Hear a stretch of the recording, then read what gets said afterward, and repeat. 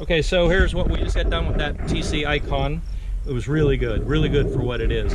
This is a brand new 6 Creedmoor. First 6 Creedmoor that I ever built, set up for 105 burgers, 105, 106, 107s. I'm taking the studs out of it. It is not finished. In other words, the only thing that isn't finished is cosmetic. So it needs to be bead blasted, door coated, and engraved. But anyways, it's 6 Creedmoor. It is a repeater. It will take factory ammunition.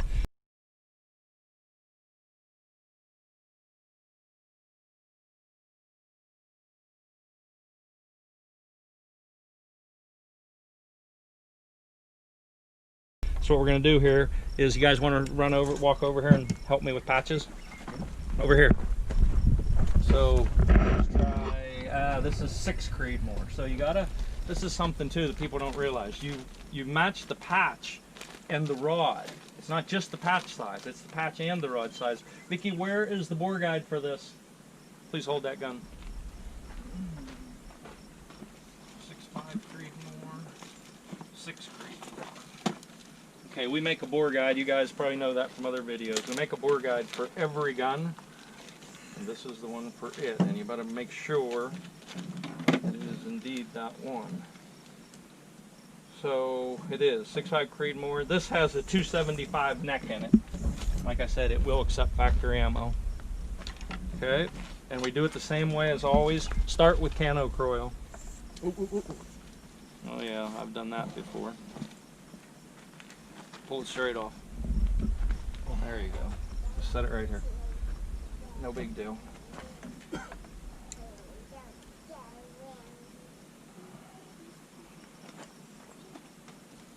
Okay.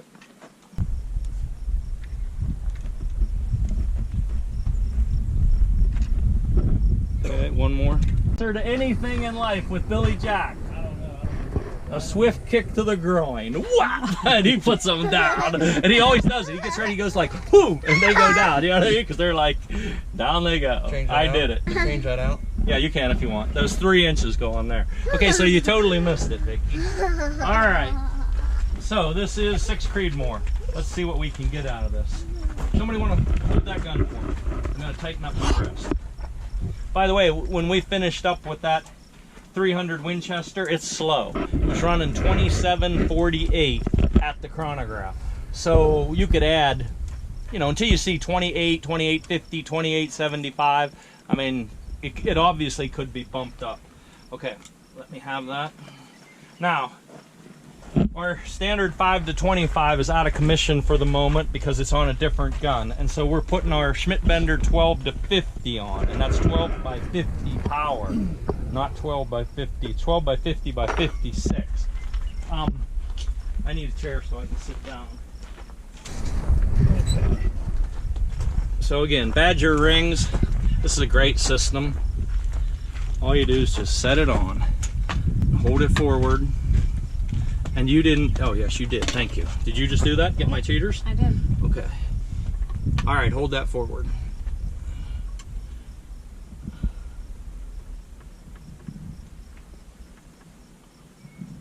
I can't believe these guys don't know who Billy Jack is. Billy Jack, that's like a famous cult movie. And Billy Jack's answer to every single problem is a swift kick to the groin. And down they go. You never seen him like in the movie, you know, like, I don't know, he'll be surrounded like by 8 guys. And then like 15 seconds later, there's 8 guys laying on the ground and he's going off to go get a beer. They didn't know who Billy Jack is, and they didn't know who Clint Walker is. No, I knew who Clint Walker was. You did? Okay. Sam, I don't hear you saying anything over there. I don't know any of them. I think Sam's too young. God. I only know Clint Walker because all my dad still watches. He still watches those old stuff? Yeah. There's all the old westerns he's probably seen a couple 100 times. Oh each. yeah. It's all he ever watches, day in, day out. Yep. My dad does the same thing. Yep. But I On honestly VHS. don't watch. I bet I don't watch an hour of TV a week. Well, that's because you're too busy working. Anybody know where my The only earplugs time I went? get to watch TV is early Saturday morning and early Sunday morning if I get up before everybody else does. All right, so we're gonna do the same thing. We're gonna bore sight. Hunting or fishing, that's all I want. Right. And nothing else is working. Bore sight at whatever it is, 50 or 60. A little bit harder because this 12 to 50, I mean, you got quite a bit reduced. Vicky, you need to get the ammo. Quite a bit reduced field of view. I really like this 12 to 50. You want them chronograph numbers in there? No, doesn't need it. Bad thing is we got a bullet hole in the thing, Vicky. So if I put one right through that exact same hole on the sighter target. Okay, so do the same thing. And then actually it's really close. You know what, I want to say something else. I think I've said this on video before. This scope was obviously on a bat receiver before. You will take it off of one bat receiver, say it's all zeroed up, sighted in. Set it on another bat receiver. Sometimes it's within an inch at 100 yards. Taking it from one gun, setting it on another gun. Right now, this looks really good. So I might going to click it just a little bit, I think. Oops, wrong way.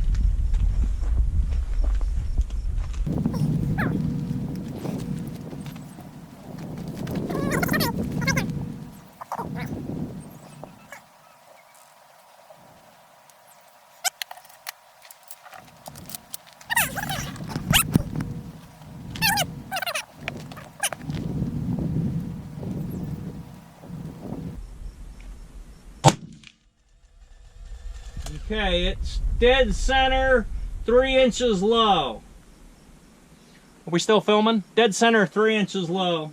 So same thing, hold on your original point of aim and click the crosshair to the bullet hole. So what we're going to do now is I'm going to put one in the dirt. I'm going to put the fouling shot in the dirt, and then I'm going to shoot 3 or 5 shot group. Again, no hand loads with this today. So here we go.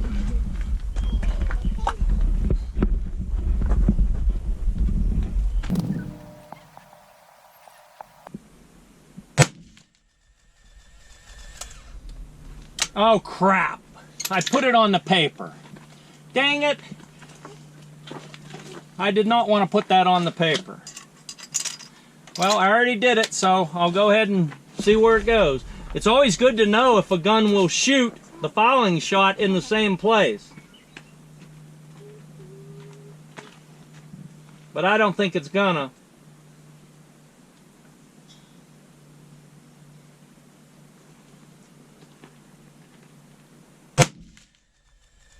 Well, maybe it will.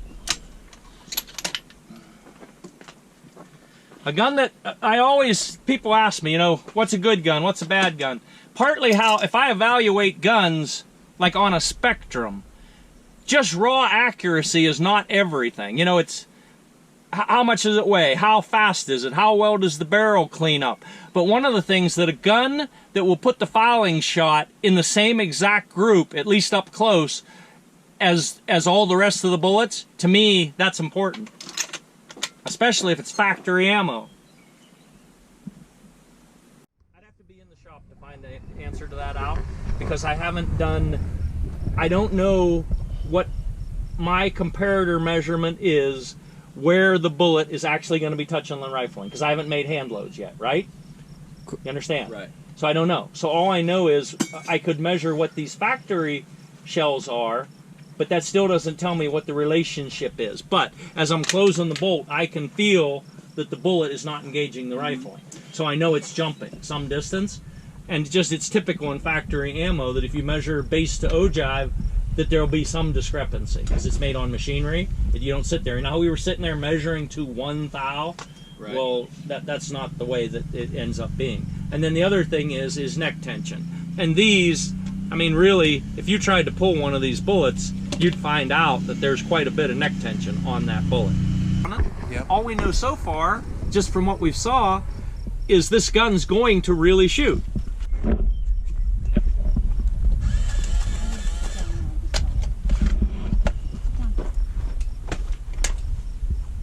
All right. The bad thing is the wind is picking up. Every minute we sit here, it's getting a little bit windier. All right, watch your ears.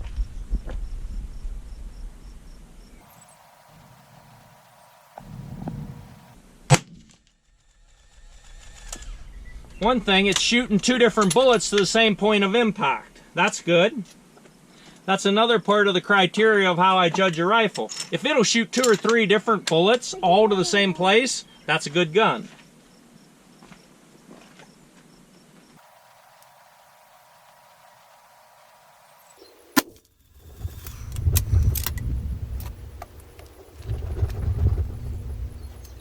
Pretty hot.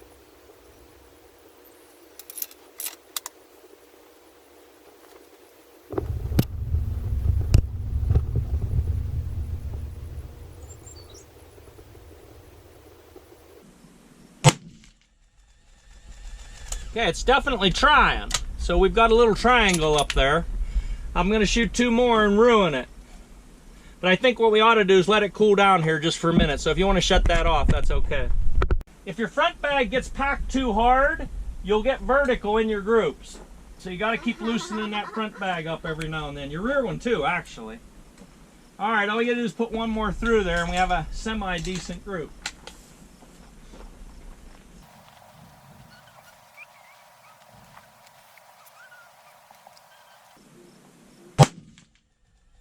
There you go.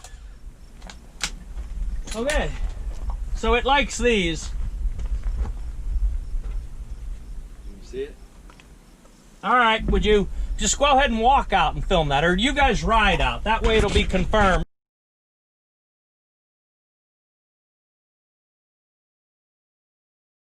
Okay, there's the 5-shot group with the Hornady factory ammo. Hornady factory ammo, 6 Creedmoor.